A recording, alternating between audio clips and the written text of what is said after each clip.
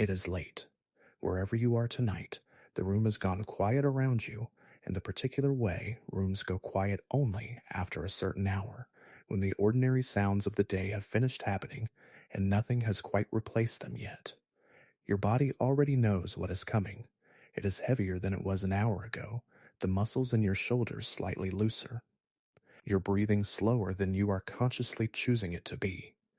That is not an accident. That is the beginning of sleep, arriving early, the way it does for people who have had a long day and are finally allowed to stop. You do not need to do anything right now. You do not need to follow every word, or remember every name, or stay awake until the end. There is no end you are required to reach.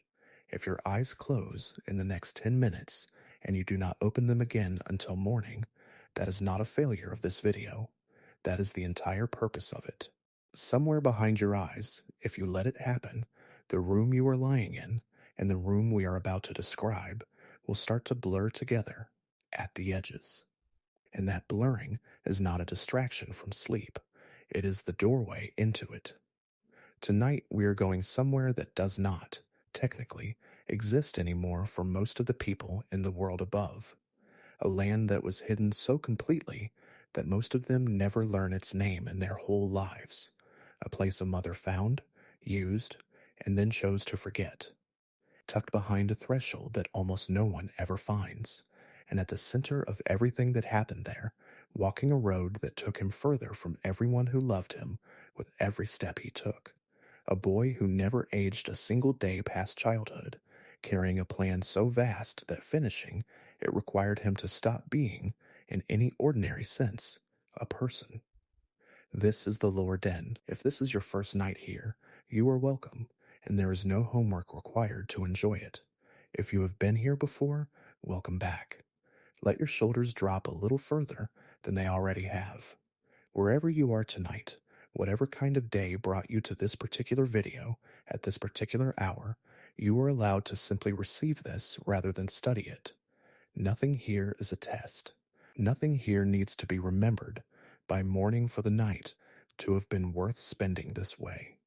Before we begin properly, if you have a moment before your eyes get too heavy, drop a comment and tell me where in the world you are listening from tonight and what hour it actually is where you are. I read every single one, even the ones left at 4 in the morning by people who probably should already be asleep. It helps this channel more than you would guess, and it is a genuinely nice thing to know who is actually out there in the dark with me. We are going to move through this land the way it actually reveals itself, starting with the country itself, and the mother who found it, then the son she sent to break it. Then the people who were already living there before either of them arrived. Then the ones who loved her youngest son enough to lose themselves for him, and finally the boy himself, and what he built out of all of it. We are going to talk about grief tonight, mostly. Grief dressed up as conquest, grief dressed up as devotion, grief dressed up as an entire hidden country. Some of what we cover is confirmed plainly in the game's own text, spoken by people who lived through it or found afterward among the belongings of people who did not survive it. Some of it the game deliberately refuses to confirm, and we will say so clearly when we reach those parts, because pretending to a certainty that does not exist would not be honest. And this channel would rather be honest than complete. Let the words carry you. There is nothing here you need to hold on to tightly. Let your eyes rest, even if you keep them open a while longer. Wherever you are tonight, you are welcome here, and if you drift away to sleep before we are finished, that is a perfect outcome. Before we can talk about the boy and his plan, we have to talk about the land he eventually needed, because that land existed long before he was born, and it did not belong to his family. Somewhere beneath and behind the world you already know, past the golden tree and its capital, there is a second land. It is not underground the way a cave is underground, and it is not another world the way that phrase usually implies something distant. It is closer than that, and stranger. It sits behind a threshold, sealed off. folded away from the rest of the continent so thoroughly that even people who lived their whole lives near its border never suspected it was there. The people who did know called it the Land of Shadow, and for a very long time it was not anyone's secret but its own. Before the Golden Order existed, before there was an Erdtree standing over anything, this land had its own light in the sky, or something that served the purpose of one, and its own people living beneath it. They had horns, not decoration, not a costume, but a physical difference present from birth, treated by the people who had it the way any inherited feature is treated: ordinary, unremarkable, simply what a person looked like. History calls them the Hornsent now, mostly because that is the word outsiders settled on, and they built a civilization here with its own architecture, its own gods, its own dead, long before anyone from the Golden Lands above knew this place existed at all. It is worth understanding, too, that dark and shadow are not the same word here, however easily they blur together in casual description. The land was not lightless. It had its own version of day, its own version of warmth, its own version of a sky worth looking up at. What made it dark, eventually, was not the absence of light, but the presence of everything that came after: the conquest, the fire, the centuries of silence enforced from above. A place becomes shadowed the way a person becomes quiet, not because it was always going to be that way, but because something happened to make speaking or shining no longer safe. Somewhere in that unrecorded stretch of time, a woman found her way in. We know her by many names by now: Marika, Radagon, the one who would eventually become both, or reveal that she always had been.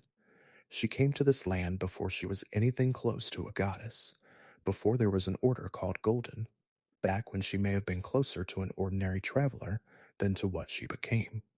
Whatever she found here changed the shape of everything that came after, including a great deal she would spend the rest of her extraordinarily long life making sure no one else ever learned.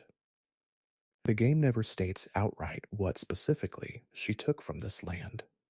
Some readers believe it was knowledge. Some believe it was a method, a working principle she later dressed up in gold and called an order. The lore does not resolve this cleanly, and it is worth resisting the urge to fill that silence in with something more satisfying than the truth, which is that we simply are not told. Sit with that for a moment, because it reframes something you may already think you understand. The Golden Order, the Erdtree, the entire structure of law and death and grace that governs the world above, gets talked about as though it emerged fully formed, an eternal truth that was simply always going to exist. It was not. It has an origin, and that origin runs directly through this hidden land, through a civilization that came before it and was, in some way the game never fully spells out, foundational to it. Not eternal law, but an invention with a beginning, built in part from something taken from people who were never asked and never repaid. What did the Hornsent actually believe before any of this? It is a fair question, and one the surviving record can only partially answer, because so much of what they built was destroyed before anyone thought to ask them directly.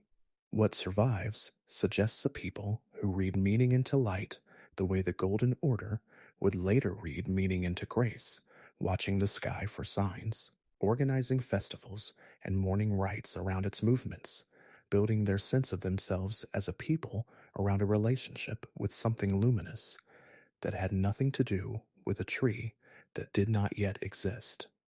Long before Marika's name meant anything here, the Horned people had their own relationship with the sky, and it did not look like the one you already know from the world above.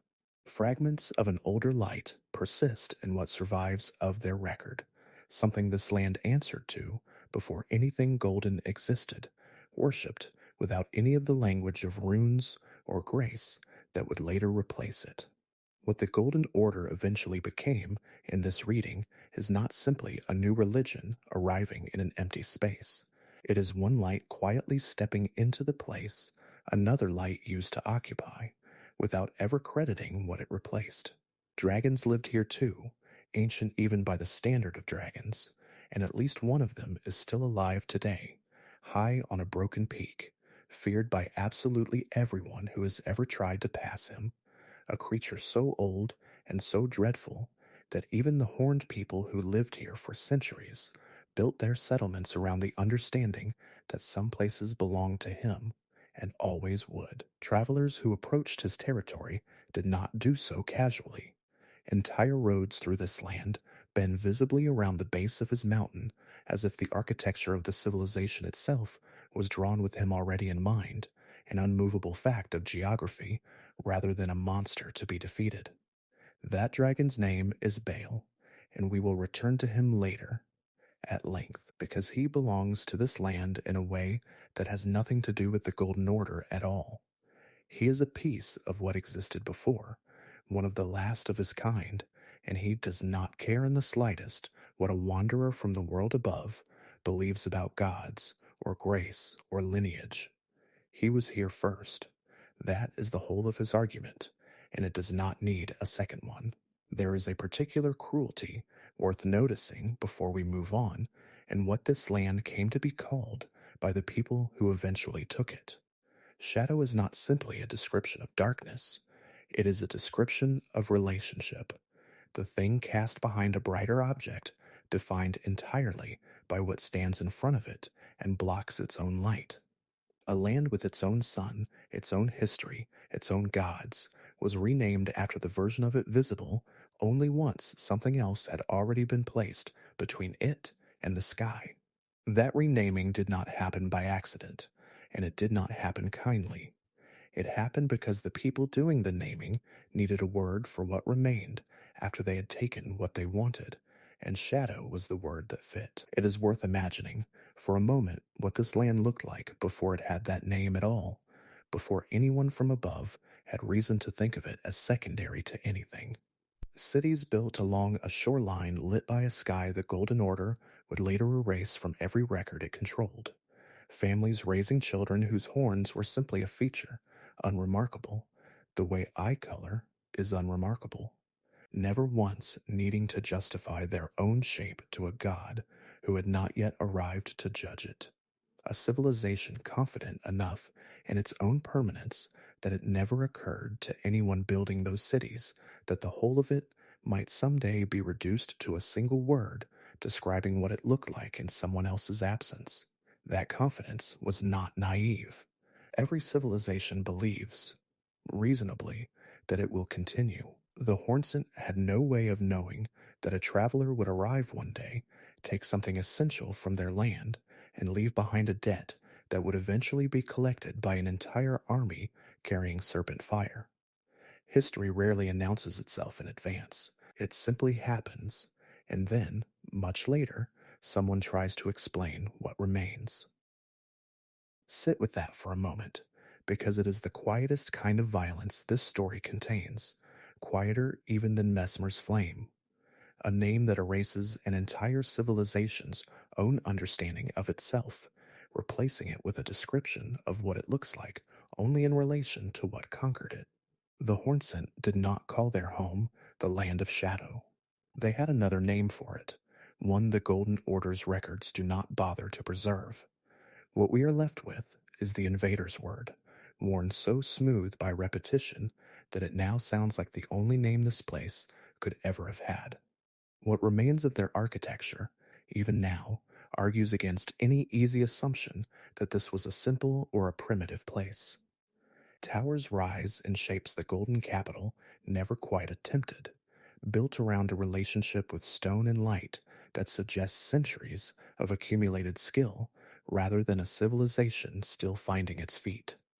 Whatever gods they answered to before Marika's arrival were served with the same seriousness any devoted people bring to their own sacred architecture. Structures raised not for convenience, but for reverence, meant to outlast the individuals who built them. Some of those structures still stand, hollowed out now, walked through by a tarnished who understands almost none of what they were originally for, and that gap in understanding is itself worth noticing. A civilization can build something meant to last forever and still lose. Within a single lifetime, everyone capable of explaining what it meant. This is the land, then, not empty, not waiting to be discovered the way a lazier story might frame the people who are about to be conquered. A full civilization, with its own light, its own history, its own dead, existing on its own terms for longer than the Golden Order existed at all. Marika took something from it. Whatever that something was, it became part of the foundation beneath everything you think you know about death and grace and gold, and she sealed the door behind her rather than ever explain what she owed the people on the other side of it. Both things are true simultaneously here, and it is worth naming them clearly before we go any further. The Golden Order above is by most measures a genuine achievement, an entire civilization organized around the containment of death itself. And that achievement was built, at least in part, on a debt that was never acknowledged, owed to a people whose own light was quietly stepped over on the way to building a brighter one somewhere else. Sleep well if you are already halfway there. When we come back, we will talk about the one she eventually sent through that door on her behalf, the one they came to call the Impaler, and what it cost him to be the son she could use, but never quite claim. Welcome back. Let your breathing slow, if it has picked back up at all, while your mind was elsewhere. Good. Let's talk about the son nobody upstairs was supposed to ask about. His name is Messmer, and if you have played the game already, you may know him by the flame more than by anything resembling a personality, because that is largely how he was allowed to be known. He commands fire that behaves like nothing else in the world above, tangled through with serpents, capable of burning things that ordinary flame cannot touch, including, it is heavily implied, beings who consider themselves beyond harm. That is not decoration. That is a weapon built, or perhaps simply born, for one purpose, and the purpose was this land, the one we just spent the last chapter learning about. Messmer is not a monster. Messmer is a son who was only ever given one way to be loved, and he used it as hard as a person can use anything. Here is what he wanted, plainly, because understanding anyone in this story starts with the plain want before it gets complicated. He wanted his mother's acknowledgement. Not power for its own sake, not the land itself, not glory in the way conquerors get written to want glory. He wanted to be claimed, publicly, the way Godwin was claimed, the way the golden children upstairs got to grow up in the light with their names spoken proudly in front of witnesses. Messmer did not get that. He was kept apart, sent away, handed a task instead of a childhood, and the task was enormous.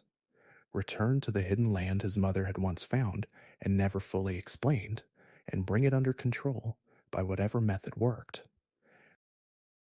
Here is what it cost him. The more completely he succeeded, the more completely he proved he was useful exactly the way a weapon is useful, sharp, effective, and kept in a drawer the rest of the time. Every horned settlement that fell to his flame was also, quietly, evidence that his mother's affection had always been conditional on results she never intended to reward with anything as simple as being loved back in the open. He purged an entire people methodically over what appears to have been a very long stretch of time, and at the end of it he was still the son nobody spoke about, ruling a hidden land from a hidden keep, as far from the golden capital as it was possible to be, while still, technically, serving it. Why would anyone do this? Why would a son burn an entire people to ash for a woman who was never going to say his name in front of witnesses? The easy answer is fear, and fear is certainly part of it. But fear alone does not explain centuries of unbroken service to someone who never once visited. The harder answer, the one this land keeps circling back to in every story it tells, is that some kinds of love do not require the beloved to be worthy of them. Messmer did not need his mother to deserve his devotion. He simply needed something to devote himself to, and she was the only thing available. Sit with that for a moment. A son sent to do the one thing that would guarantee he could never come home looking like anyone's idea of a hero, and doing it anyway. because it was the only version of love his mother had ever offered him. Nobody is asking you to forgive what he did to the people who lived here first. But it is worth understanding because it tells you something about the woman who sent him that the Golden Order's official story never quite gets around to mentioning. Marika did not simply build a beautiful lie above. She built it, in part, on a war she outsourced to a child she was ashamed to name, in a country distant enough that the smoke would never be visible from the capital. There is something else worth knowing about him, easy to miss if you are only watching the fight and not reading what is left behind afterward. Messmer's own body carries a difference, something serpentine woven into him the way horns are woven into the people he was sent to destroy, as if the order that raised him could not resist marking even its own instrument as somehow other, somehow not quite presentable. He is not golden the way Godwin was golden. He is something the Golden Order used and kept separate, the way you might keep a tool in a shed instead of the house, useful, necessary even, but never quite family. His methods, once he arrived in the Shadow Realm, were absolute. Soldiers who failed him did not simply lose their rank. Impaled bodies mark the roads of his conquest even now, a signature so consistent that the realm still carries his name for it, spoken sometimes with terror and sometimes, among the handful who remain loyal to him personally, with something close to reverence. Devotion built on fear is still devotion, and Messmer commanded plenty of it, from soldiers who likely understood on some level that the price of his approval was smaller than the price of his disappointment. Among those who followed him, a number are described only as envoys, faceless in the record, the way soldiers so often are, remembered collectively rather than individually, their own wants and wounds erased entirely by the scale of what they served. That erasure is worth naming plainly, because it is one more small cruelty tucked inside a much larger one. Messmer himself was denied a name in the Golden Capital's official history. His soldiers were denied even that much, folded into a single anonymous mass, present in every account of the conquest and absent from all of its details. An order that produces outcasts does not only produce them at the very top or the very bottom, it produces them at every level in between. Anyone whose contribution was useful enough to require and unremarkable enough to forget. It is worth imagining what the Shadow Keep itself must have felt like to live inside, for however long Messmer ruled there before the game's present. A fortress built specifically for a war of conquest, still standing years after that war had, in every practical sense, already been won. Halls meant for command rather than comfort, populated by a garrison that answered to a lord who almost never seemed to rest, who had, as far as anyone could tell, no other life running alongside the one dedicated entirely to holding this land in place. Some fortresses feel like homes that happen to also be defensible. This one feels, even now, like a wound that learned to stand upright and call itself a keep. Consider what that isolation must have actually felt like, stretched across the length of time his conquest required. A man who wanted nothing more than to be claimed by his mother, ruling absolutely over a hidden country, surrounded constantly by soldiers who feared him and followers who revered him, and, as far as any surviving text shows, entirely without a single person who knew him rather than his purpose. That is not a small kind of loneliness. That is loneliness built to the scale of an entire hidden kingdom, self-inflicted in service of a woman who was never going to visit. There is a set of his belongings you can find, small and easy to walk past. It does not editorialize. It simply notes that the flame he commands has a second nature folded underneath the version he was handed to use as a weapon, as if somewhere in him there was a person who might have grown into something else, if anyone above had ever wanted that version of him instead. That is 2 lines of item text, and those 2 lines are more affecting than most games manage across their entire runtime, because they suggest the horror he committed was not the whole of him, only the part that was ever allowed to be useful. Both things are true simultaneously. He is responsible for what he did to the Hornsent, fully, without excuse. And he is also a boy his mother never let herself love out loud, sent to break a country because breaking things was the only assignment she ever gave him. Every order produces its own outcasts, and this order produced Messmer twice over, once when it exiled the horned people he was sent to conquer, and once when it kept its own conqueror a secret, ashamed of the very method it depended on to survive.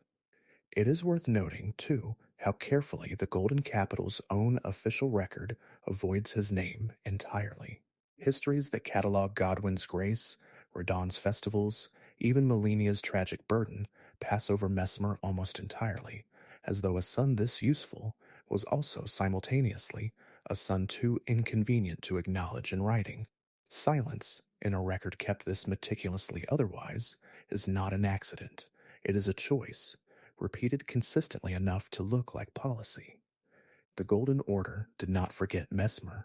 It decided deliberately that remembering him publicly would cost more than his conquest was worth admitting to. We are not finished with what he did, or to whom. The people he was sent to conquer had names too, and homes, and a religion of their own that predates everything golden by a very long stretch of time.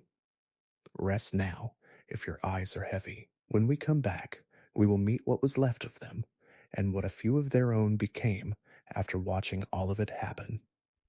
Welcome back. Let everything slow down around you. Let's talk about the people who were already living here. The Hornsent were not a footnote waiting for someone else's story to begin. They had cities, and a religion built around a light that predates the Golden Order by a span of time nobody in the world above has ever fully mapped. They had scholars, priests, warriors, families, all of the ordinary architecture of a civilization that expects to keep existing. Messmer's crusade did not simply defeat them in the way one army defeats another. It scattered them, culturally as much as militarily, until what remained were fragments, refugees, and a handful of guardians left behind to protect what little could still be protected. One of those guardians still exists today, in a form that says more about Hornsent desperation than any surviving text could. Deep in the land of shadow stands a constructed protector, built by hands that were running out of time, meant to defend something sacred, likely the remains of their own dead leaders, against exactly the kind of invasion that had already cost them everything else. It is enormous, assembled from pieces of great war beasts that no longer exist anywhere else in the world, and it still moves, still fights, still guards whatever it was built to guard, long after everyone who might have needed that protection is already gone. Nobody builds a guardian that size to protect something they consider replaceable, and nobody keeps it running for centuries after its makers have died, unless something in its design refuses to recognize that the war is already over. This is worth pausing on for a moment longer than the narrative strictly requires. A people who had already lost their land, their light, and most of their population still found the resources and the will to protect what remained of their dead. That is not a footnote. That is a civilization refusing, right up until the last possible moment, to let everything be taken from them at once. Some of what survived took stranger shapes. Among the descendants and the displaced, a few carry grudges specific enough to have become the entire shape of their remaining lives. One night, older and quieter about it, wanders what is left of this land hunting Bayle, the ancient dragon we met briefly already. For a loss the dragon caused him personally, a loss so total that revenge against a creature that could easily kill him again has become the only structure left in his existence. He does not expect to win. He has made his peace, in the way people sometimes do, with dying in pursuit of something rather than surviving without it.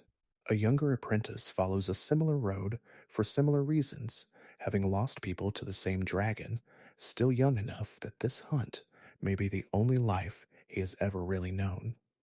Where the older knight burns with something closer to grief, worn smooth by time. The younger one still carries the rawness of it, eager in a way that suggests he has not yet had time to learn what the older man already knows, that some fights are not about winning. Neither of them is chasing Bayle, because the story requires a dragon fight to exist. They are chasing him because grief, left with nowhere else to go, sometimes calcifies into a single obsessive shape and calls that shape a purpose. This is one more order producing its own outcasts, in miniature, a war fought generations ago, still finding new people to consume. Here is the older knight's want, plainly, to see the dragon that killed everyone he loved finally answer for it, even though he seems to know, somewhere underneath the resolve, that killing Bayle will not actually give him back what Bayle took. Here is his wound. He has spent so many years inside this single purpose that he may no longer know how to want anything else, and there is a real question, never answered directly, of what happens to a man like this if he somehow succeeds. What is left to want the day after the only want you have kept for years is finally satisfied. Here is what his story means for the rest of this land. Revenge, pursued long enough, stops being about the thing that was lost and starts being the only remaining shape of a life that grief has otherwise hollowed out completely. Whether he ever gets his answer from Bayle is almost beside the point by the time the Tarnished meets him.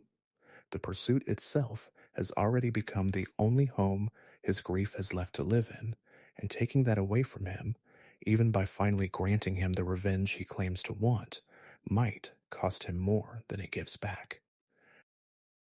The younger apprentice's want is simpler, because he has not yet lived long enough for it to complicate itself the way the older knight's has. He wants to matter, to prove himself against something enormous, to turn a private loss into a public act of courage before he has had time to consider whether courage and grief are actually the same thing wearing different names. His wound has not fully arrived yet. It is still ahead of him, somewhere past this hunt, waiting the way it waited for the man he travels beside. What his story means, set next to the older knight's, is a kind of quiet warning the game never states outright. This is what obsession looks like near its beginning, eager and bright and certain of itself, and this is what it looks like decades later.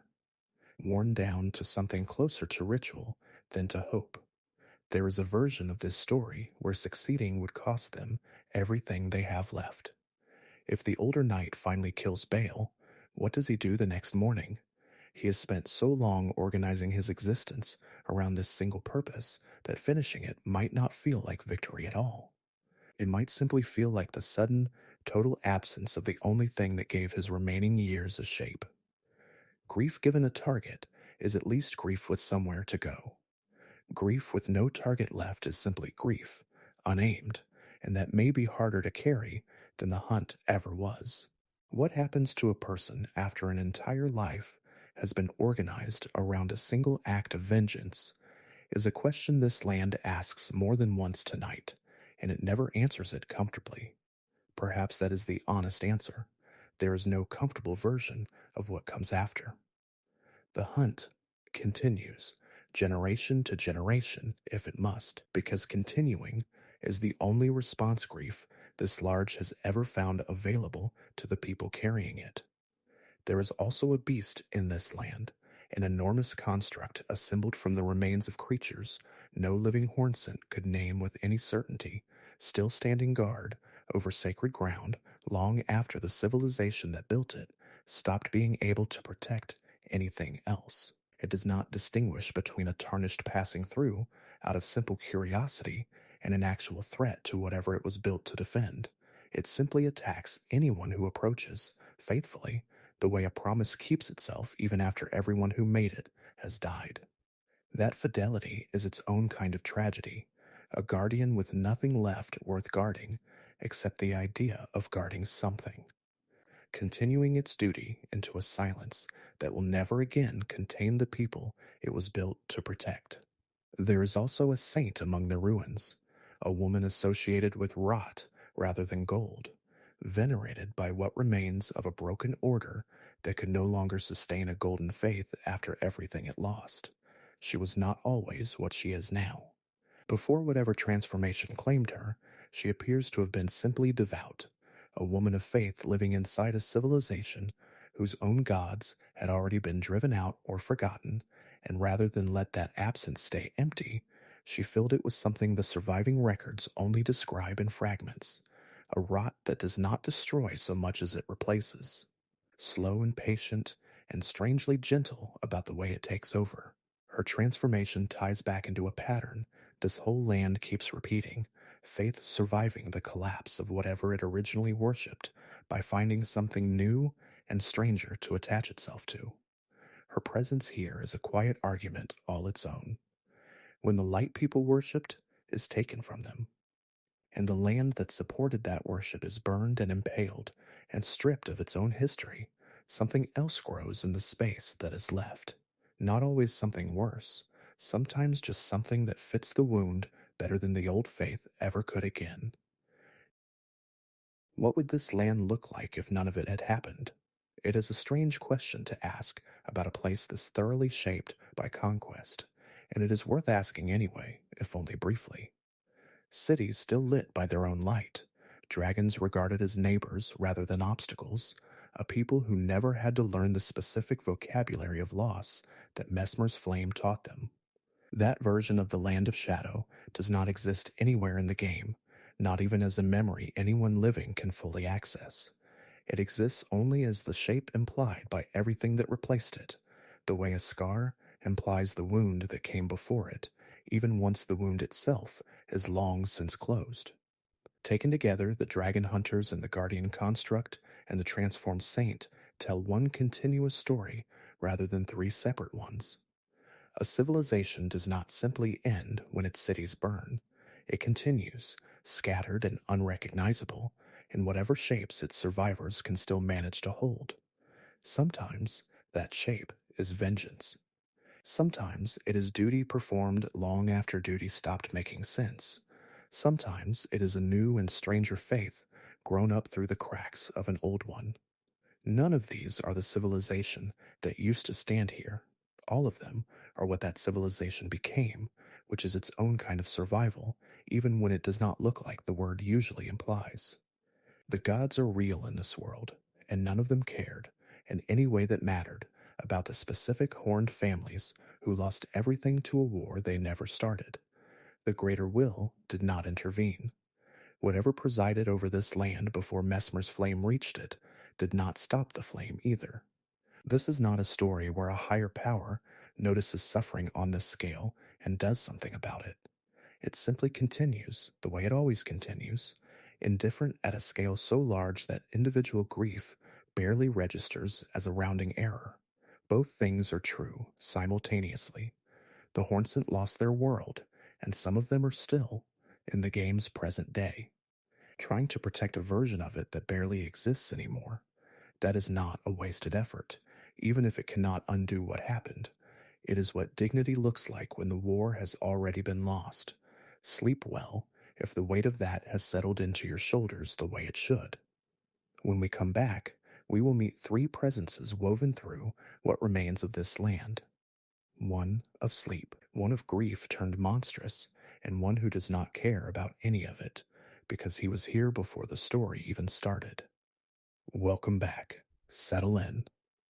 Let's talk about the ones who linger at the edges of everything, the ones the game never fully explains because it does not fully understand them itself or has chosen not to.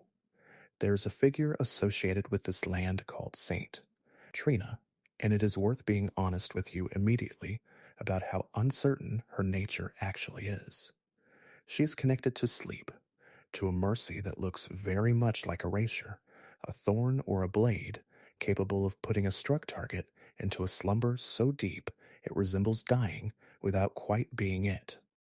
Some of her followers speak of her as a separate presence entirely, an old goddess or spirit belonging to this land the way Bayle belongs to it, older than the Golden Order and unconcerned with its rules. Others, reading the same fragments, believe she is something closer than that, an aspect, a piece of someone else's nature, given enough shape to act on its own, The gentleness of a person split away and made into its own small divinity. The lore does not resolve this cleanly. Both readings exist, and the game, quite deliberately, never forces you to choose between them. We will come back to why that ambiguity matters later, because it is not incidental. It is close to the entire point of the story we are telling tonight. Her church still stands in fragments, tended by people who found something worth kneeling for even after their world had mostly ended. Worshippers here speak of her mercy in the softest terms available to them, an end to pain rather than an end to a person, though the game leaves it deliberately unclear whether that distinction actually holds up under any real scrutiny. A physician devoted to her teachings spends his days trying to understand whether sleep itself, offered generously enough, might be a kind of medicine for suffering that nothing else can touch. We will meet him properly later, when we talk about the people the Tarnished actually walks alongside in this story, because his fate deserves more room than a single paragraph here can give it. The rite her followers practice is, on its surface, almost unbearably gentle, a weapon shaped for sleep rather than for killing, offered to whoever needs it most, whether that person asked for the mercy or not. It is worth noticing how easily gentleness and violence collapse into the same gesture here, the same way they do everywhere else in this land. To be put to sleep against your will is still, technically, something being done to you rather than for you, however soft the method. Whether Trina's followers have ever fully reckoned with that distinction, the surviving fragments of their teaching do not say. Perhaps they have, and simply decided the mercy is worth the absence of consent. Perhaps the question never occurred to them at all, which would be its own small tragedy, a faith so devoted to ending suffering that it stopped noticing when it began causing a different, quieter kind. Why would people devote themselves to a mercy this uncertain in the first place? Perhaps because uncertainty is still better than the alternative they actually lived through, a land conquered, a light replaced, a history renamed after what it looked like once someone else's shadow fell across it. Sleep, even sleep that arrives without asking, may simply be the gentlest thing this particular land has offered its people in a very long time, and gentleness, even compromised gentleness, is not nothing to people who have had so little of it. Elsewhere in the ruins lives a very different kind of grief. A Hornsent scholar named Midra once wanted nothing more complicated than knowledge, and the person he loved beside him while he pursued it. We are not told everything about what happened to her, only that she was lost, and that losing her did not end his devotion to his research. It emptied it of everything except the need to keep going, regardless of the cost. He pushed into forbidden corners of understanding that this world specifically warns people away from, the kind of knowledge that does not simply inform a person, it consumes them. Fragments of his research remain scattered through the ruins of his study, notes that grow less coherent the further into his grief he traveled, as though the act of writing itself became the last thread tying him to anything resembling a rational mind. Some of what he was chasing appears to touch on the frenzied flame directly, a force this world treats as close to unspeakable, capable of unmaking anyone who studies it too closely by replacing their own thoughts with an endless, burning need to see everything unmade alongside them. That he approached it anyway, deliberately, with his eyes open. Says something about how completely his loss had already hollowed out whatever caution he once carried as a scholar. By the time the Tarnished finds what is left of him, he is no longer a scholar in any recognizable sense. He has become something closer to a wound given shape, a lord of frenzied flame, burning with a grief so total it stopped being able to tell the difference between mourning and destroying. Here is his want plainly. He wanted to understand what had taken her from him, and perhaps somewhere underneath that, to undo it. Here is his wound. The knowledge he needed did not exist anywhere safe to hold it, and pursuing it anyway cost him everything that made him recognizably himself. Here is what his fall means for the rest of this story. Grief, given infinite time and no boundaries, does not fade. It compounds, and eventually it stops resembling grief at all, becoming instead something closer to a natural disaster wearing a person's old name. This is X in miniature, if you want a single sentence for what Midra represents. A person who loved someone, lost them, and kept pulling on the thread of that loss until the thread pulled back and unraveled everything he still was. That is not a unique failing invented for one Hornsent scholar. It is one of the oldest and most human shapes grief takes, simply rendered here at a scale the world can no longer safely contain. What would it have taken to stop him earlier? Perhaps nothing. Perhaps someone, anyone, sitting with him long enough in the earliest days of his loss to keep the grief from calcifying into a research project. The Land of Shadow does not tell you whether such a person existed and failed to reach him, or whether he was simply always going to end up here, alone with his books and his questions long after the questions stopped being safe to ask. Both possibilities are equally sad in their own way. One suggests a tragedy that could have been prevented. The other suggests one that could not have been, which is somehow worse. And then there is Bayle, who we promised to return to at length, and who deserves almost nothing more than his name and his indifference, because that is the entire truth of him. He does not serve the Golden Order.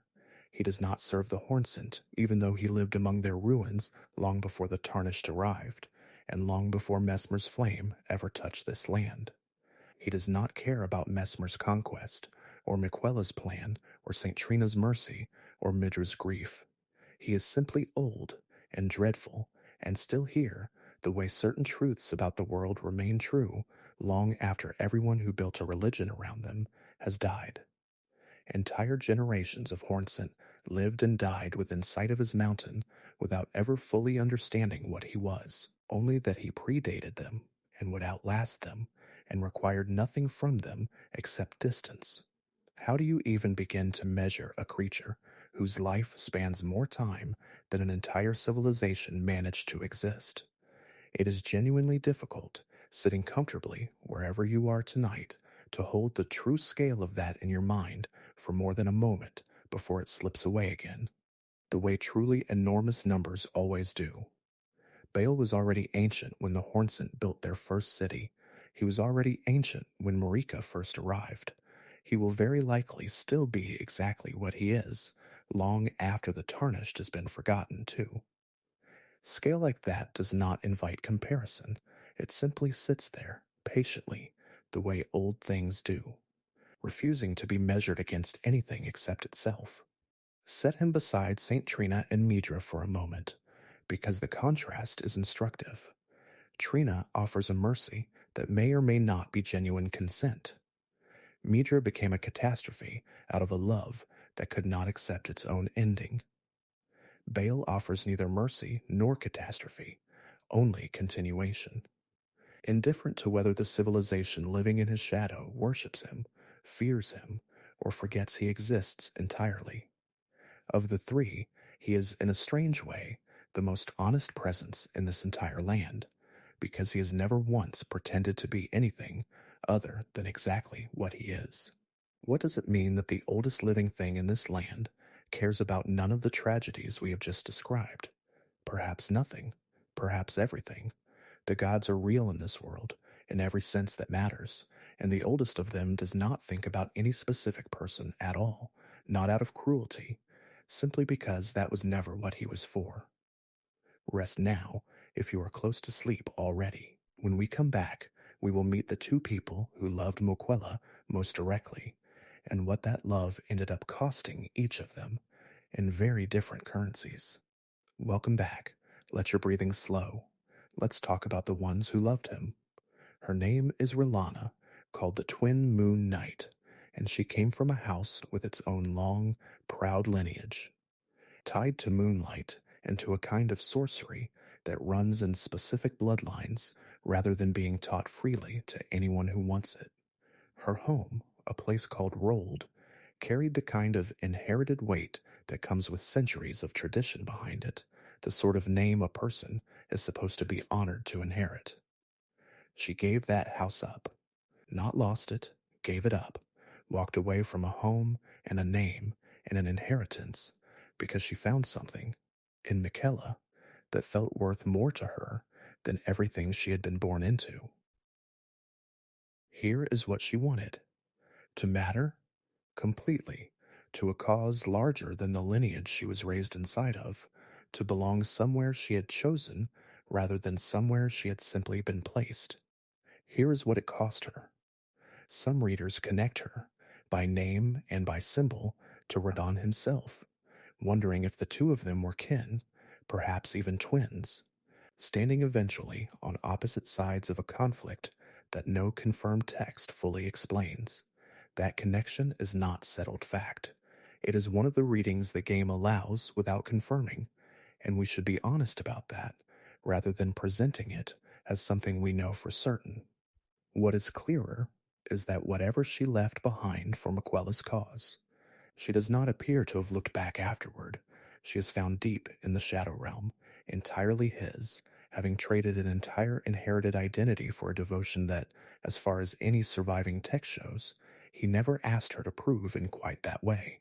The weapon she carries into her final stand tells its own small version of this story, forged from moonlight and lightning both. A blend of two traditions that should not sit easily together, much the way her own loyalty sits uneasily between the house she was born into and the boy she chose instead. She fights alone, far from home, having already made every decision that mattered long before the Tarnished ever arrives to test her resolve. What does it actually cost to walk away from an inheritance like hers? It is worth asking plainly, rather than letting the word sacrifice do all the work for you. It costs the specific comfort of never having to explain yourself to strangers, since your name already did that work for you. It costs the safety net of a family that would have taken you back no matter how badly a private venture failed. It costs the version of your own future you had been quietly picturing since childhood, replaced with an uncertain one built entirely around someone else's plan. Rellana paid all of it, and as far as the surviving record shows, she never once asked for a receipt. Consider what it must have taken to leave a house like Rolled in the first place. Lineages built around inherited sorcery do not release their members easily, and a knight of her standing would have been raised from childhood to understand her own gifts as belonging, in some sense, to the house itself, rather than to her alone.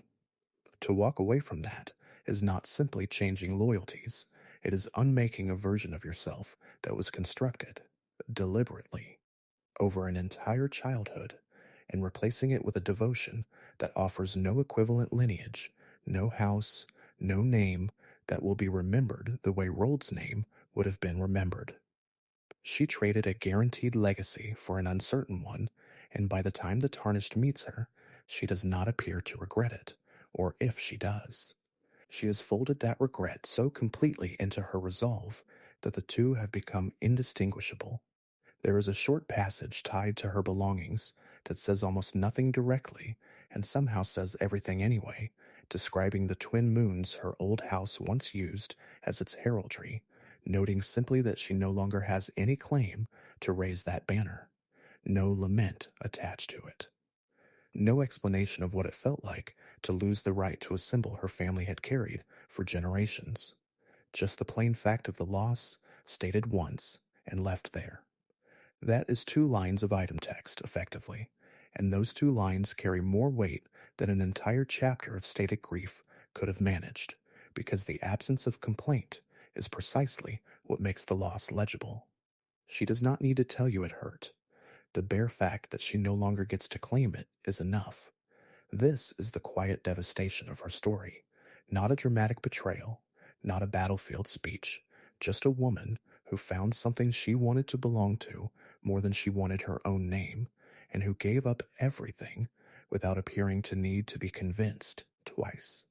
Her counterpart in this story chose almost the opposite path, and it is worth understanding why, because on its surface it looks like simple violence, and it is not.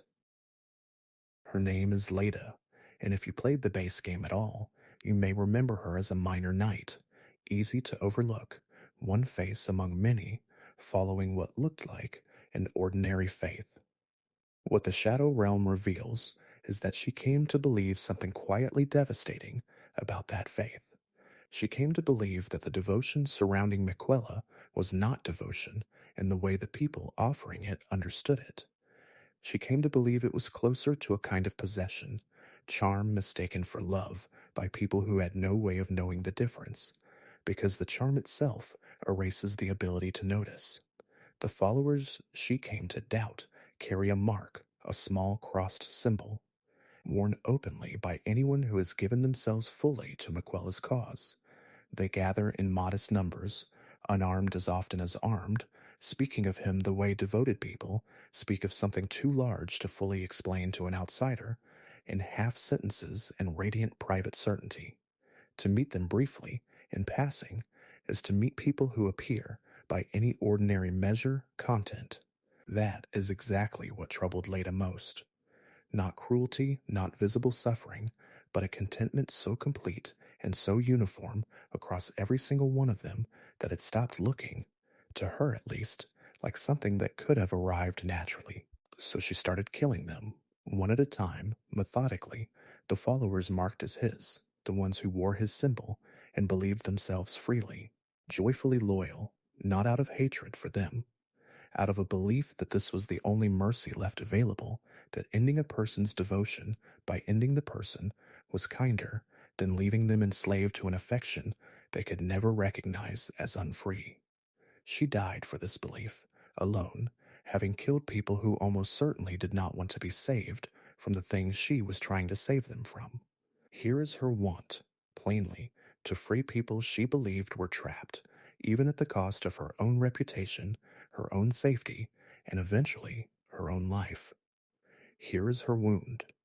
She could never actually confirm whether she was right, because the people she killed were, by the very nature of the charm she was fighting, incapable of telling her she was wrong in any way she would have trusted. She died without the one piece of evidence that might have given her certainty, and had to settle, instead, for having acted on a conviction she never got to see fully proven. Here is what her story means. Sometimes doing what you believe is right requires accepting that you will never be allowed to know, for certain, that it was. Sit with that for a moment, because it does not resolve into anything comfortable. Was Leda right? The game does not tell you. It holds both possibilities at once, the way it holds most of what matters in this story. Perhaps Miquella's followers were exactly as free and as happy as they believed themselves to be, and Leda murdered people who wanted nothing but to love him. Perhaps she saw clearly what almost no one else could, that a compassion powerful enough to make everyone near it adore him without exception stops being distinguishable from domination, no matter how gently it is delivered. Both things are true simultaneously, in the sense that the text supports either reading and refuses, deliberately, to hand you a verdict. Why does it matter which of them was right? It matters because the answer changes what kind of world this actually is. If Leda was wrong, then Miquella's compassion really is as gentle as it looks, and she killed innocent, happy people for nothing, which is its own devastating tragedy. If Leda was right, then everyone who loves Miquella, everyone we have discussed tonight, and everyone still to come, is loved the way you love someone under a spell, sincerely, completely, and without any of it being fully theirs to give. The game will not tell you which world you are standing in. You have to decide that for yourself, and then decide what you think of what you find there. I want to pause here for just a moment, away from the lore itself. I am running a little low on runes in real life, the ordinary kind, and if a long, careful night like this one means something to you, a like and a subscribe helps this channel more than you would probably guess. It costs you nothing, and it means we get to keep doing exactly this. at exactly this pace, without ever rushing it for anyone. Thank you for that genuinely now, back to the Shadow Realm. What Rihanna and Leda share, despite ending up on opposite sides of everything, is that both of them gave Miquella something enormous, and there is no confirmed record of him ever asking either of them to give quite that much. That is worth remembering as we finally turn to him directly, because it is the shape of almost everyone who orbits him in this story. He does not appear to demand devotion. He simply exists in a way that makes devotion feel inevitable to the people near him, and what they do with that feeling is entirely their own tragedy to carry. Sleep well if you have started to drift. When we come back, we will finally talk about the boy himself and the plan that required him to stop being, in any way that matters, a person anyone could hold on to. Welcome back. Get comfortable. It is time to talk about Miquella. Here is what he wanted, and it is worth saying plainly before any of the complication arrives, because the want itself is not monstrous. He wanted suffering to end. Not his own specifically, though he carries plenty of it, but suffering in general, at the scale of the whole world. Permanently, he looked at a realm built on sealed death, endless war between siblings, an order that produces outcasts by design, and he decided the correct response was not to reform any single piece of it. The correct response was to become powerful enough to simply remove the capacity for that suffering to continue. For everyone, all at once, through a love so complete it would not leave anyone the freedom to reject it. What would you have done, in his position, carrying an intellect vast enough to see every fracture in the world clearly, and a body too young and too unfinished to fix any of it through ordinary means? Most people never have to answer that question, because most people are never given power anywhere close to the scale Miquella was given. That may be the quiet mercy underneath an otherwise difficult night. Most of us will never be tested this specifically, and so most of us will never have to find out what our own compassion would do if it were ever handed a scale this large to work on. It is worth imagining, plainly, what that ambition would have actually looked like if it had succeeded completely. A world where every person's grief, every unfair conquest, every impaled road and scattered civilization we have spent this entire night learning about simply stops being possible, not because anyone chose to fix the systems that produced them, but because one being became powerful enough to make certain kinds of pain unfeelable at all.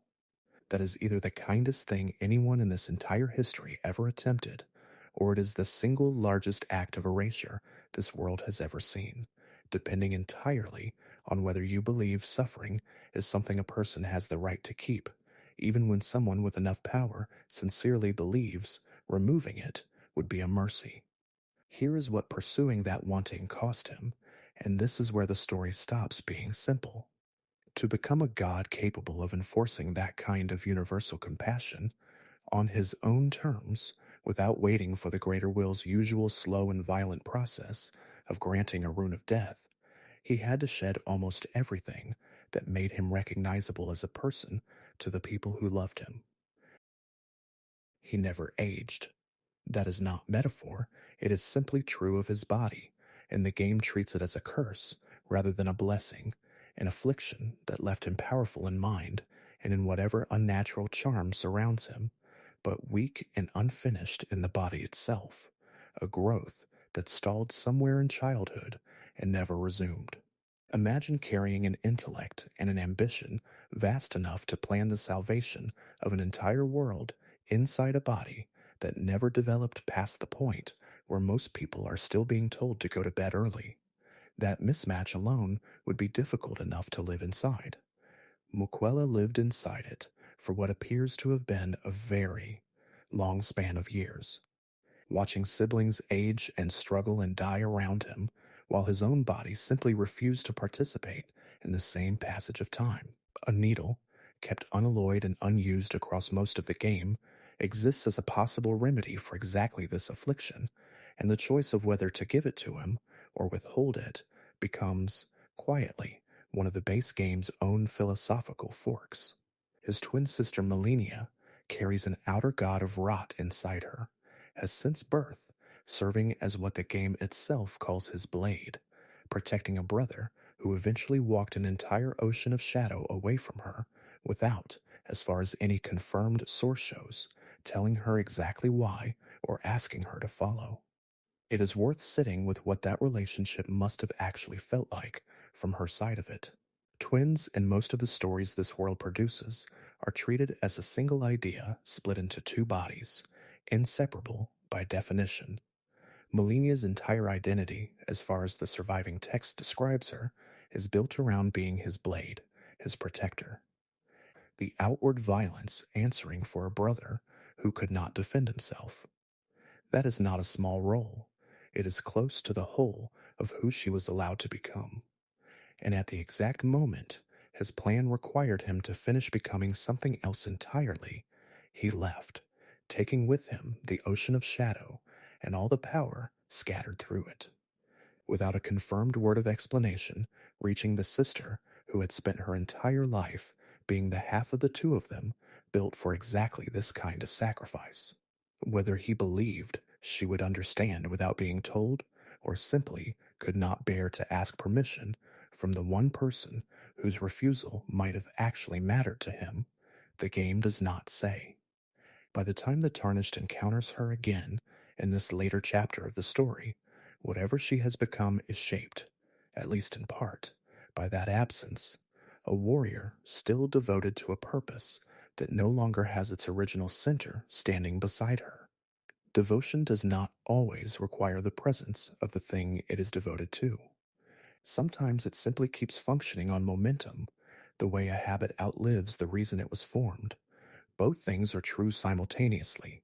Miquella loves the world enough to want to end its suffering completely, and he was willing to leave his own twin sister behind, unexplained, to do it. This is not a contradiction the game resolves. It is the entire shape of him.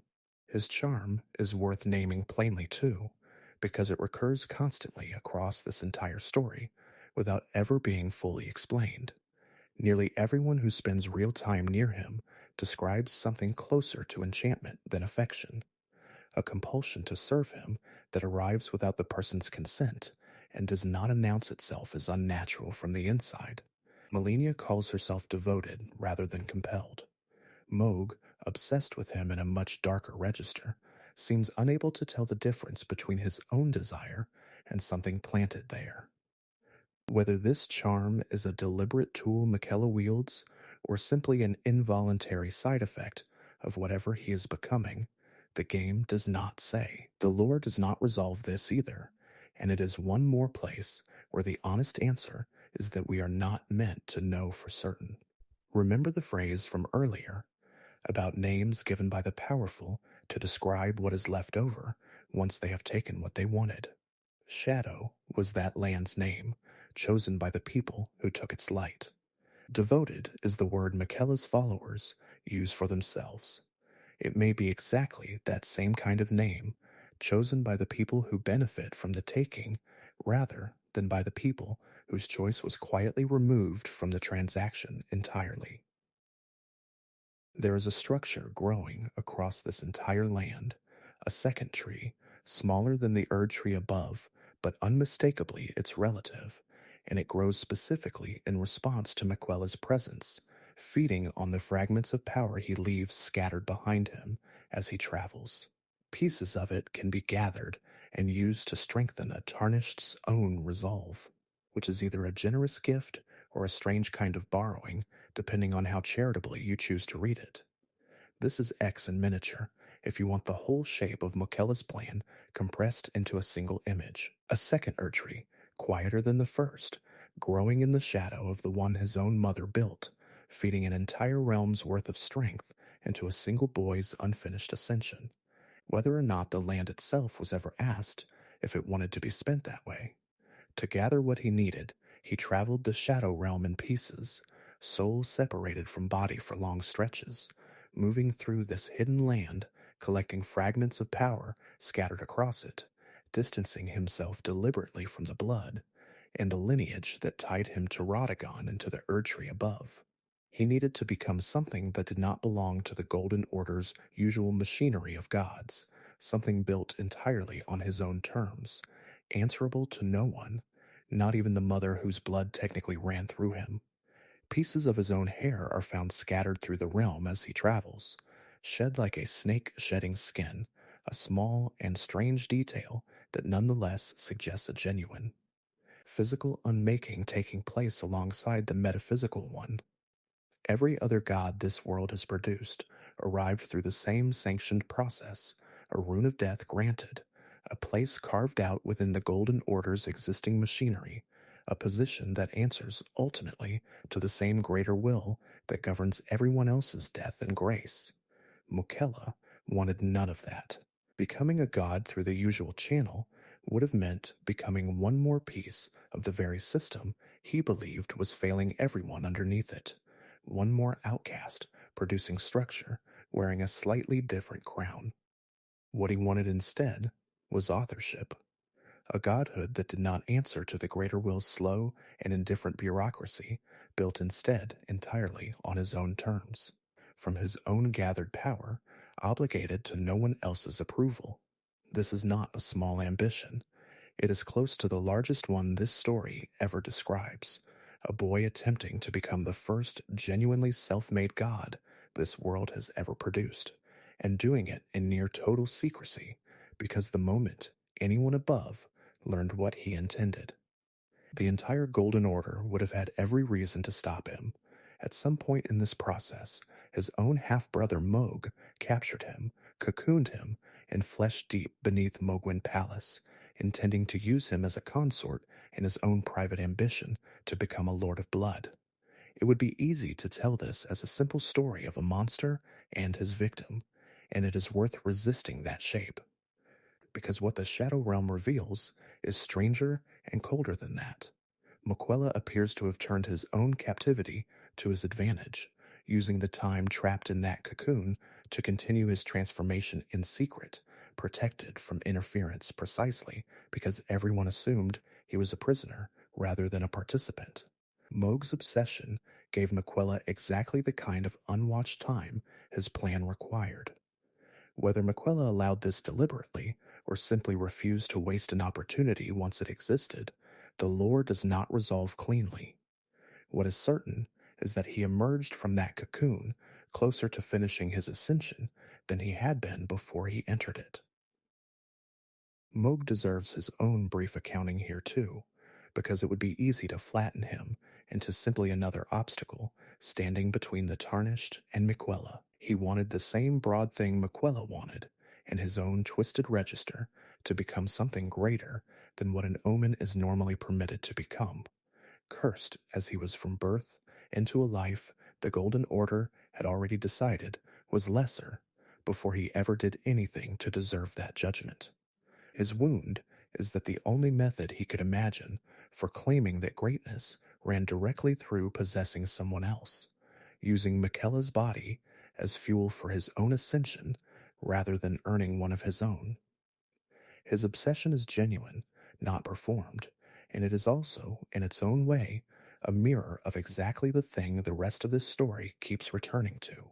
Wanting something badly enough to stop asking whether the person you need it from actually consents to giving it. Why does Moog's version of this pattern feel so much more monstrous than Miquella's own, when the underlying shape is nearly identical? Perhaps because Moog's need is loud and visible, wrapped in blood and violence that announces itself as violence. Miquella's need wears gentler clothes, and gentleness is very good at disguising itself as something other than what it is.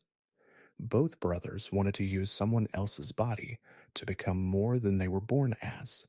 Only one of them dressed the wanting up as compassion for an entire world. The final piece of what he needed was a body suited to carry the kind of power his own frail, unaging one could never hold.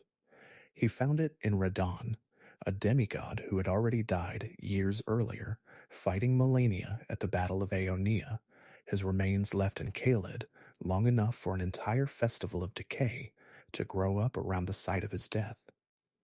Miquella returned to those remains and did something the game only ever describes in fragments.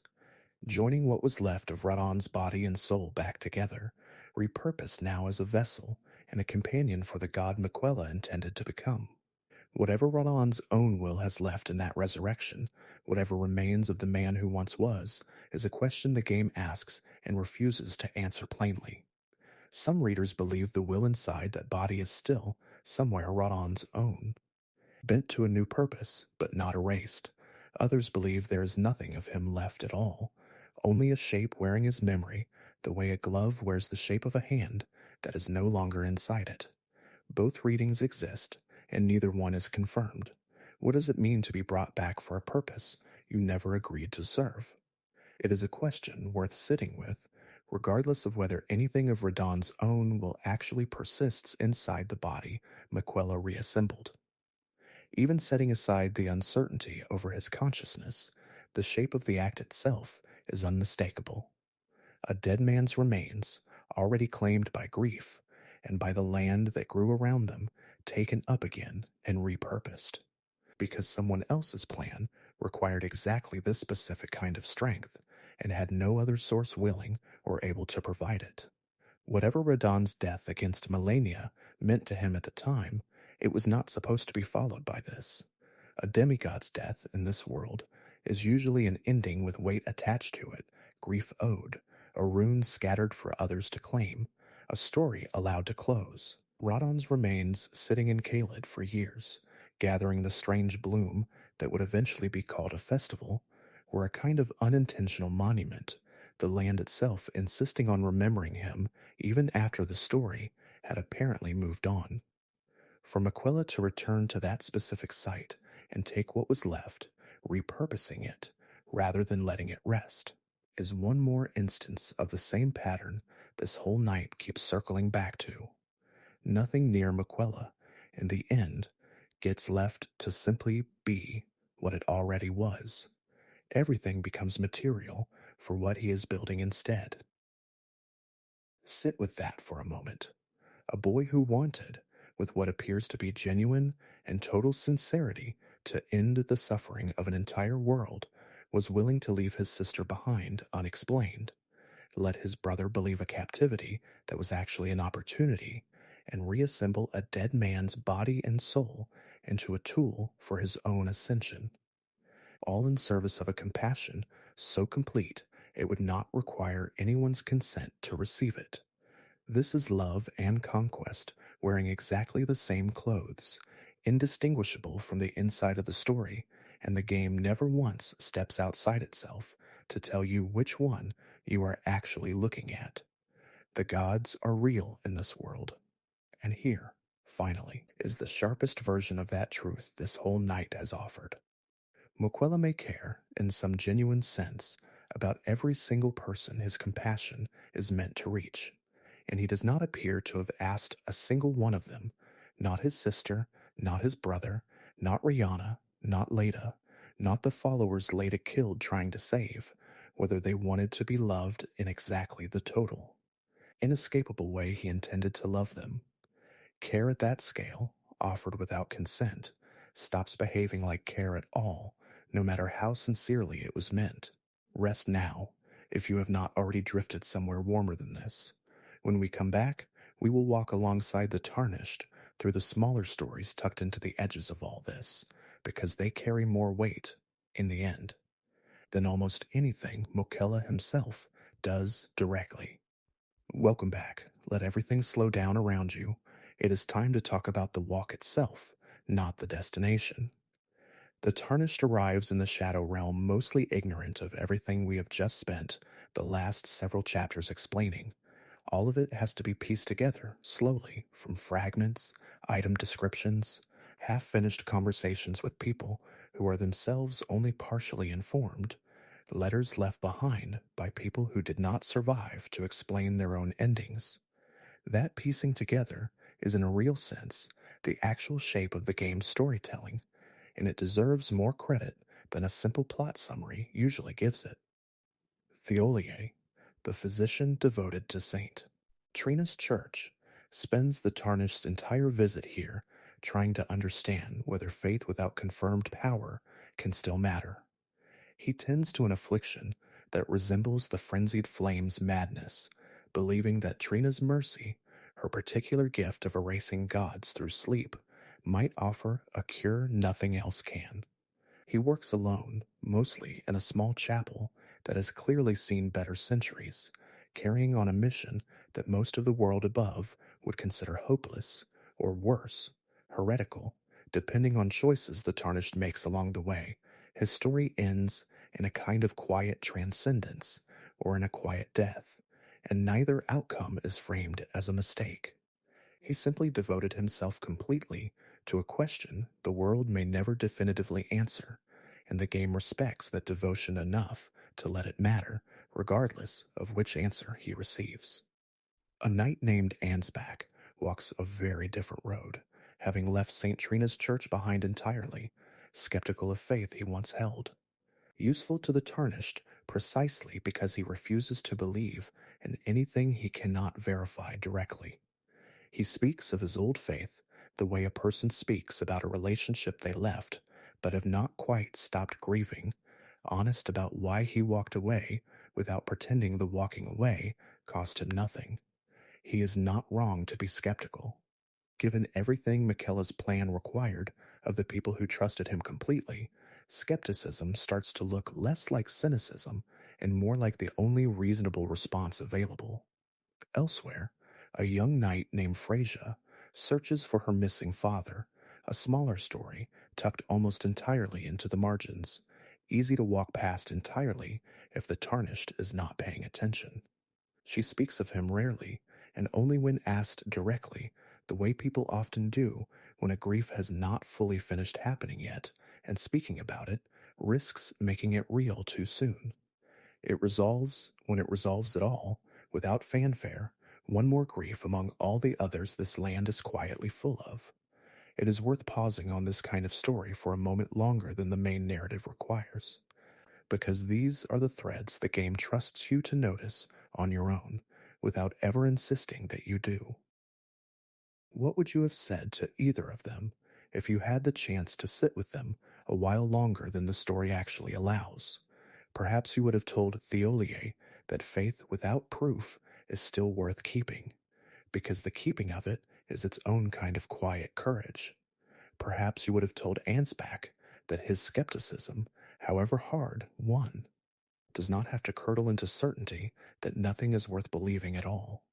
Neither conversation happens in the game, because the game trusts you to have it yourself afterward, lying somewhere quiet with the memory of two small men in a broken chapel who never quite managed to agree.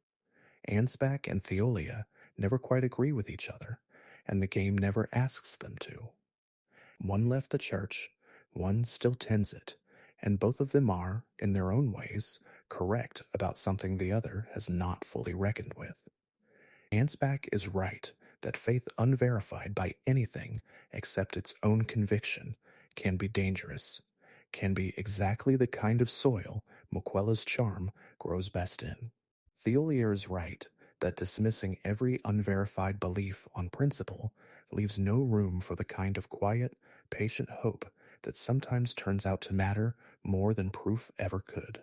Neither position wins the argument, because the game is not interested in awarding one. It simply lets both men keep walking their own roads, past each other, toward endings that suit the people they actually are, rather than the people a tidier story might have needed them to become. What makes their disagreement worth dwelling on, rather than simply noting and moving past, is how closely it mirrors the argument this entire night has been circling. Ansbach's skepticism is Leda's suspicion given a calmer voice. Thiolier's devotion is Rellana's surrender given a gentler shape. Neither man knows the other is echoing a pattern that recurs constantly throughout this land, because neither of them has access to the full picture the Tarnished is slowly assembling. That is itself one more quiet devastation, worth noticing even though it never announces itself as one. Two men, standing near each other in the same modest chapel, unknowingly refighting a disagreement that has already cost other people their lives elsewhere in the same shadowed country. There is a smaller figure worth mentioning too, a young page who tends to Theolier's chapel without any particular gift for combat or faith, present simply because someone has to keep the candles lit and the floors swept while the people around her chase gods and cures and revenge. Her role in the story is almost invisible, easy to miss entirely, and that is exactly the point of including her here. Not every person touched by a plan this large gets to be a knight or a saint or a scholar undone by grief. Some of them just keep a small chapel standing quietly because someone needs to, and the game does not consider that contribution beneath its notice, even if it never makes a spectacle of it. Wherever you are tonight, it is worth letting that small detail sit with you for a moment longer than it probably deserves. Most of us are not going to be the ones who resurrect a demigod, or unmake a civilization, or ascend past the reach of the gods that govern us. Most of us keep a chapel standing, in whatever form that takes in an ordinary life, tending something small and unglamorous, simply because it needs tending. This land does not consider that a lesser way to exist inside a story this large. Neither should you inside your own. The Tarnish's own experience of piecing this together deserves a moment of its own attention, separate from any single character. Almost nothing in this land is explained directly. A letter here, half burned. A remembrance there, describing an act of devotion or violence without ever quite justifying it. A stray line of dialogue from someone who only understands their own small corner of the larger plan, delivered with total sincerity, because that corner is the whole of what they know. The Tarnished assembles Miquella's entire scheme the way a person assembles the truth about somebody they loved after that person is already gone, from fragments never meant to be read together, each one incomplete. All of them, taken as a whole, devastating in a way no single piece could manage alone. This is the quiet devastation the whole realm runs on, over and over, in miniature. A physician who may die for an unconfirmed faith, a skeptic who left a church he once believed in completely, a daughter looking for a father who may already be lost. None of these get more than a handful of item descriptions and a few lines of dialogue each. And each of them, taken seriously, carries more genuine feeling than most games manage to build across their entire main storyline, because the game never treats any of them as filler standing between the player and the real content. They are the real content, dressed as optional detours. Both things are true simultaneously here too. Miquella's plan is the largest, most consequential thread running through this land, and it is also somehow less emotionally central than the smaller people caught in its wake. People who never wanted to be part of a plan for the whole world's compassion, who simply wanted a cure, or an honest answer, or a missing father found. This is, in the end, how the whole realm chooses to tell its story, and it is worth naming as a technique rather than simply experiencing it without comment. A lesser telling would put Miquella at the center of every scene, his ambition looming visibly over each character's smaller concerns. This one does the opposite.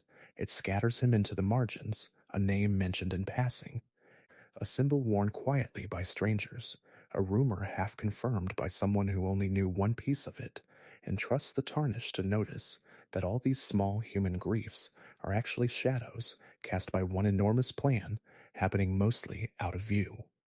That structure is not an accident of level design. It is an argument about how power actually moves through the lives of people who never asked to be near it, indirectly, unevenly, mattering most in the places it is least visible. Which of these will you remember tomorrow? Theolier's quiet chapel, or Ansbach's old grief, or a small page you never even properly noticed keeping candles lit? Perhaps none of them. Perhaps all of them, gathered together into a single soft impression of a land that was kinder to its small people than its plan for the whole world ever managed to be. Sleep well, if your body has already started to let go of the day. When we come back, we will talk about how all of this ends, or rather, how how the game refuses to let it end cleanly, and why that refusal is the most honest choice available to it. Welcome back. Let your breathing slow. One more time. Let's talk about the endings and about what it means to choose one. By the time the Tarnished finally stands against Radahn, reassembled now as Miquella's consort, carrying whatever remains of the man he once was, the fight itself is almost beside the point. What actually matters is the question standing behind it. Should this plan succeed? Should a single being, however sincere his intentions, be allowed to end the world's suffering by removing everyone's freedom to experience anything else? Remember Saint Trina, and the question of whether she was ever fully separate from the boy she is sometimes said to be part of. That unresolved question was never a small side note earlier tonight. It was a rehearsal for the much larger one this entire story keeps circling back to. Can compassion, this total, ever really belong to two people at once, freely given and freely received, or does it only look that way from the outside, while something quieter and less consensual happens underneath? Is the age of compassion a good ending? The game will not answer this directly, and it is worth sitting with why. If you believe suffering is the worst thing a life can contain, then an eternity without it, purchased through a love too complete to refuse, might be the kindest gift any god has ever offered this world. If you believe an authentic choice is worth more than a guaranteed peace, then that same offer becomes the most elegant trap this land has ever built. Both of these are serious positions. Both are held by serious people in the stories you heard earlier tonight. Rellana on one side of it, Leda on the other. The game does not settle their disagreement, and neither will this video, because settling it would cheapen exactly what made both of their stories worth telling in the first place. The base game already offers a version of this choice for players who follow a specific, quiet path through it, gathering a needle kept unalloyed and unused across most of the story, presenting it rather than withholding it, kneeling instead of fighting, becoming a consort rather than an enemy, accepting an eternity inside Miquella's total, charmed compassion. When you choose that ending, you are saying something specific about your relationship to suffering itself, that perhaps an end to pain is worth almost any cost, even the cost of never being fully free again to feel anything he has not already decided you should feel. When you refuse instead, fighting through to the end and rejecting what he offers, you are saying something equally specific, that an authentic life, including all its unresolved grief and unfair conquest, and impaled roads and scattered civilizations, is still worth more than a peace that was never actually offered as a choice. There are other paths available too, each one its own quiet argument. Becoming a new Elden Lord under a restored Golden Order says something about believing the original system was sound, only mismanaged and worth repairing rather than replacing. Turning toward the frenzied flame and burning the whole structure down says something else, that a system which manufactures outcasts as reliably as this one does cannot be salvaged, only cleared away to make room for whatever grows next, however uncertain that growth might be. None of these choices arrives with the game's blessing attached. Each one is simply offered, fully, and left for the Tarnished to carry. Which of these would you choose if the fog gate at the end of this particular road were actually in front of you tonight rather than simply described? It is worth asking yourself honestly, because the honest answer usually says more about what you believe suffering is for than any amount of abstract discussion ever could. Some people would kneel to Miquella without hesitation, tired enough of an unkind world to want the kindness guaranteed, however it arrives. Some people would refuse on principle, certain that a peace this involuntary is not actually peace at all. Neither answer is wrong. The land of shadow does not ask you to be right. It only asks you to decide, and then to live, or in this case to stop living, with what that decision was actually worth. The game does not tell you which of these positions is correct. It holds both, seriously, without leaning toward either one. and it does the same thing with every other ending available to it. Whether that ending involves becoming a new Elden Lord, or restoring an order that has already produced generations of outcasts, or setting fire to everything and letting whatever grows next decide its own shape. Each ending is a philosophical position, not a verdict, and the game trusts you enough to let you hold it without resolving it for you. What separates the Tarnished from every single person we have discussed tonight is not courage, and it is not strength, since Rellana and Leda and Messmer all had plenty of both. What separates the Tarnished is simply the accident of arriving last, after enough fragments have already scattered across enough ruins that a full picture becomes possible for the first time. Messmer never got this vantage point. Neither did Rellana or Leda, or even, in all likelihood, Miquella himself, who may have understood his own plan in pieces rather than as the single coherent shape you have been given tonight. Notice, too, that the Tarnished is the only figure in this entire story who gets to make this choice with full information, or at least fuller information than anyone else ever had. Messmer never knew the whole shape of what his mother built on the back of his conquest. Rellana and Leda never got to compare notes on what devotion to Miquella actually cost each of them. Even Miquella himself, driven by a want this sincere, never seems to pause and ask whether the people his compassion was meant to save had any say in the matter. Only the Tarnished, arriving late, piecing together fragments across an entire realm, gets to stand at the end of it all and choose with something closer to full understanding. That is not a small privilege, and it is worth carrying with whatever choice you eventually make, in this story or in the quieter ones waiting for you tomorrow. This is worth defending explicitly, because it would be easy to read all of this ambiguity as a failure of nerve, a story that simply could not decide what it believed. It is not that. Ambiguity here is not a failure of storytelling. It is the single most honest position available to a story this complicated. A single, clean answer to whether Miquella's compassion was love or conquest would flatten everything we just spent this entire night learning about him, about Rellana's devotion, and Leda's violence, and Mohg's obsession, and Melania's abandonment. The truth, as far as this world is willing to state it, is that both readings exist, fully supported, refusing to cancel each other out. Think back, for a moment, to Messmer, and to the question of whether the Golden Order's original conquest of this land was simply theft or something more complicated than theft. The game did not resolve that question either. It let both readings sit together uncomfortably and trusted you to hold them at the same time rather than collapsing one into the other for the sake of a tidier feeling. Miquella's story is built the same way, at a different scale. What looks, from one angle, like the largest and most sincere act of compassion this world has ever attempted looks, from another angle, exactly like conquest, dressed in gentler language and pursued with a clearer conscience. The game refuses to tell you which angle is the true one. And having spent an entire night with Messmer's flame and Miquella's charm both, you may already suspect why. Some things simply are both, all the way down, and pretending otherwise would cost the story more than it would ever give back.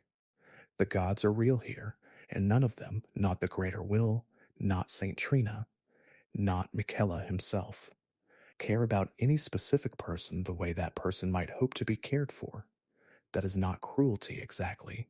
It is simply the scale gods operate at, a scale where an entire hidden civilization can be conquered and scattered as a side effect of one family's private ambitions, and where the largest, most sincere attempt at universal compassion this world has ever produced still could not find room inside itself to ask a single person what they actually wanted.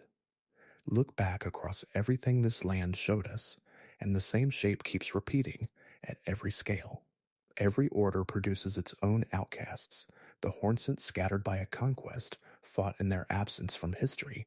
Messmer himself kept as one more secret his own mother could not bring herself to name. The most tragic figures are the ones devoted to systems that never deserved them. Messmer burning an entire people for a woman who never claimed him. Rellana surrendering an entire inheritance to a boy who never confirmed he needed her to. The gods are real, and none of them, Bayle least of all, ever cared about any specific person caught underneath them. And ambiguity, rather than resolution, is the only honest way this particular story could ever end, because every one of those threads refuses, on its own terms, to resolve into something simpler than it actually is. The lore does not resolve this, and that refusal tonight is not a failure. It is honest. Rest now. When we come back one last time, we will let all of this settle, together, quietly, the way it deserves to. Welcome back. Let everything slow all the way down now. There is nowhere left to go tonight except towards sleep itself. Somewhere in all of this, a boy who never got to finish growing up decided that love, offered completely enough, could replace an entire world's capacity to suffer. He was wrong about some of it. He was right about parts of it too. Both things are true simultaneously, and you do not have to resolve that tonight, or ever, to have understood the story fully. Feel your own body now, wherever you actually are. The weight of the blanket, if you have one pulled over you. The shape of the pillow under your head, familiar in a way nothing in the shadow realm ever got to be for the people who lived and died there. The particular, ordinary smell of your own room, which is a kind of mercy none of tonight's characters ever received. Thank you for staying this long, or for falling asleep somewhere in the middle, which is exactly as welcome an outcome. This channel exists for nights like this one, long and unhurried, holding difficult things gently instead of resolving them cheaply. Whatever tomorrow holds, it can wait until you have actually rested. That is not a small thing to give yourself. It is, if anything, the most reasonable request this entire night has made of you. This has been the Lore Den. If tonight's telling of Miquella's plan meant something to you, a subscribe and a like genuinely help this channel keep making nights like this one. And if you have a moment left before sleep finally takes you, leave a comment and tell me which part of his story surprised you most. Rellana's silence, Leda's uncertainty, or the ending you would have chosen yourself if the choice had ever really been offered to you the way it was offered to him. The flame goes quiet now. The land folds itself back into shadow. Sleep well.